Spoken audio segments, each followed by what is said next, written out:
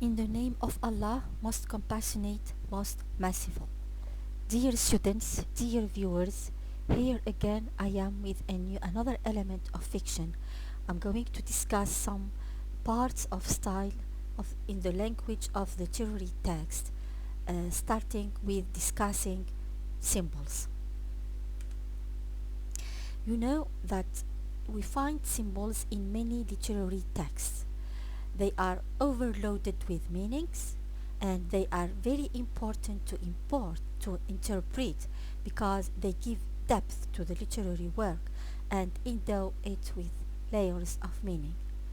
That is, here we mean by layers meaning of meaning. We can talk about two types of meaning, the literal meaning and the figurative meaning.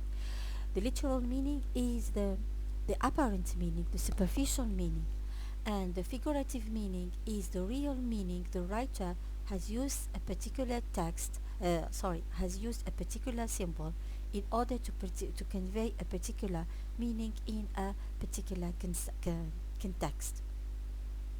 Here David Lodge defines symbol as anything that stands for something else. A symbol, it can be anything. It can be a person, it can be an object, it can be a person, it can be an event. These, as they are used in a way, such a way that they stand for something else. Umberto Eco, in another side, Umberto Eco considers the importance of considering the context in interpreting a symbol. That means when we come up with a symbol in a literary text, we have, before interpreting it directly, we have to look to its context of appearance. Why? Because the interpretation of symbols differ from one context to another context. If you take, for example, cultures, uh, we find that the same symbol can have different interpretations within different cultures. And this means that even in literary text, they differ in their meaning from one text to another text, or from one context to another context, according to the use of the writer. Here Umberto Eco is pointing to the importance of considering context to interpret this symbol in this particular text. Let's explain more. If we go to culture and we take the color white, we have seen in some cultures or in many cultures that the color white is always a symbol of purity, symbol of peace, uh, symbol of peace and purity. While in some cultures it is a symbol of mourning. If we talk about another symbol, for example, the owl. In some cultures, they consider the owl as a good omen, while in other cultures consider the owl as a bad omen. So we see how this same symbol can have different interpretations according to its context of use, cultural context of use. So as this fact exists in culture, it also exists in text, in literary text. So it is important to consider the text, the context of appearance of this symbol in order to come up with its right significance.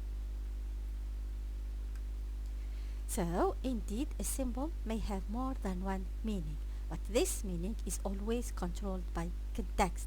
It means, yes, a symbol can have, like the example of the owl, can have the meaning of the good omen, as it can have the meaning of bad omen, but the context is going to decide which meaning is most suitable to this symbol. And next point, a symbol may appear, as I said, in the form of an object, a character, an animal, a plant, an event, etc. Now, there is a book which has classified symbols into categories and they have provided the significance of most of the significance of all these symbols. So the first one is called color symbolism. It means symbols conveyed through colors, red, white, of course, without excluding other colors, but these are just examples I have put in here. Like they said, that the red is always a symbol of danger or passion, love, etc., while the color white is always a symbol of purity, peace, surrender, as it can be in other cultures, symbol of melancholy and mourning. Seasonal symbolism, here it concerns seasons. Spring is always connected to the meaning of a new life, new hope, growth, beginnings, while the season of winter signifies death, despair, loneliness, old age, etc. So it depends on their use, of course, in the text. Another classification is called general symbolism. Here we have got many different objects or things, like the book is a symbol of education, knowledge. It can be also symbol of enlightenment. Dove, symbol of peace and forgiveness. Light is a symbol of clarity, hope, sanity. Road is a symbol of journey. As we can have other types of classification of symbols, religious symbols, clothing symbols. Clothing, it means clothes. Religious, it means symbolical objects which symbolize and signify religion. Nature symbolism, it refers to elements of nature, so it depends on how the writer is using these objects. Now, how I depict a symbol in a literary text. When you notice that it appears repeatedly in the text, it is not mentioned once, but in different parts of the text you see that it is repeated. Then you see that it has an unusually vivid quality. It means, and then the reader should examine how the symbol functions in relation to the story. Yeah, here it is connected to the second point, usually vivid quality.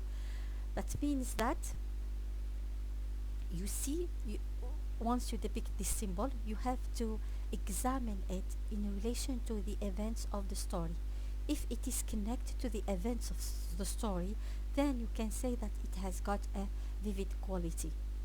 If it is not, of course, it is not, we dismiss it as a symbol. And then the reader has to examine if the symbol relates to the theme of the literary work. Because, as I discussed in earlier video about theme, that the theme is also can be conveyed through symbols.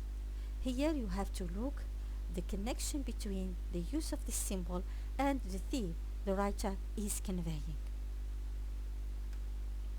Let's talk, I give you here an example of a symbol in a work of literature.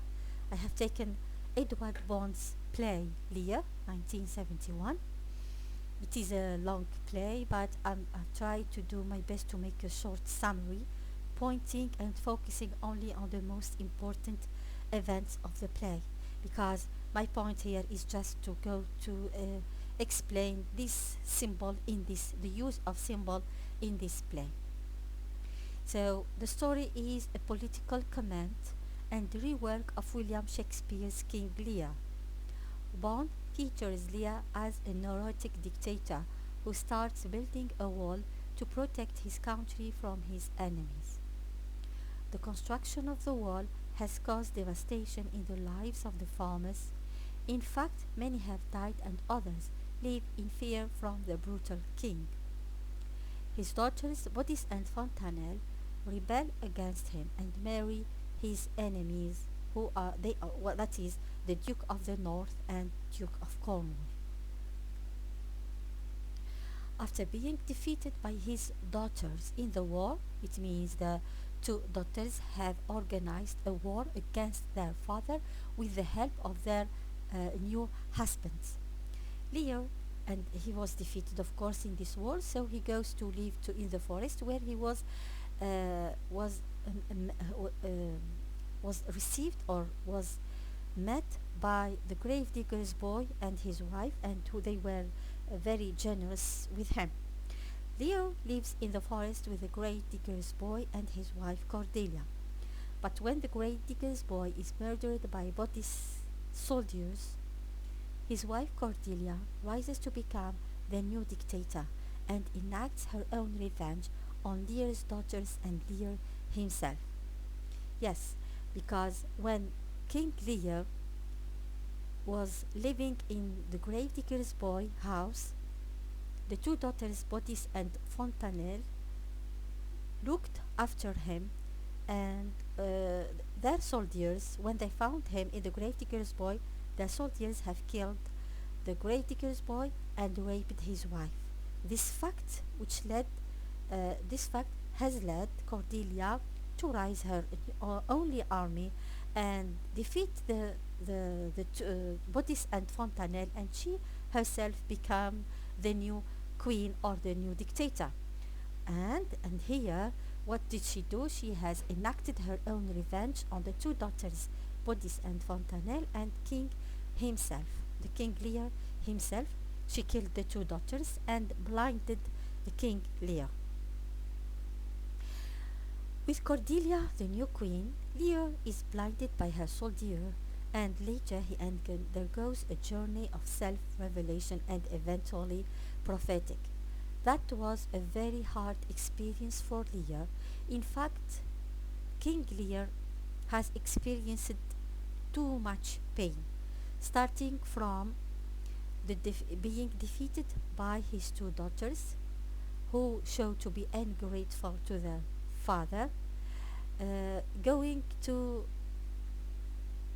to seeing his two daughters being shot by the soldiers of Cordelia in front of him, also seeing how the body of his uh, daughter Fontanelle being cut open in front of him in a kind of autopsy. And the most important pain that really led to his self-enlightenment is when he was blinded by the soldiers of Cordelia. He has uh, affirmed all his uh, past mistakes as a king and started to see things from a different angle. As a result, he preaches against the despotic ruler Cordelia, who continues the construction of the wall. So he also raises his voice against the Great Wall that ultimately causes his death. Yes.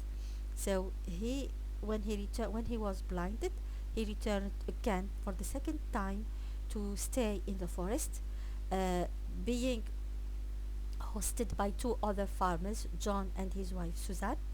He but he started to preach against the construction of the wall, which he himself, when he was a king, started its construction um, for the purpose to protect his kingdom from his imaginary enemies.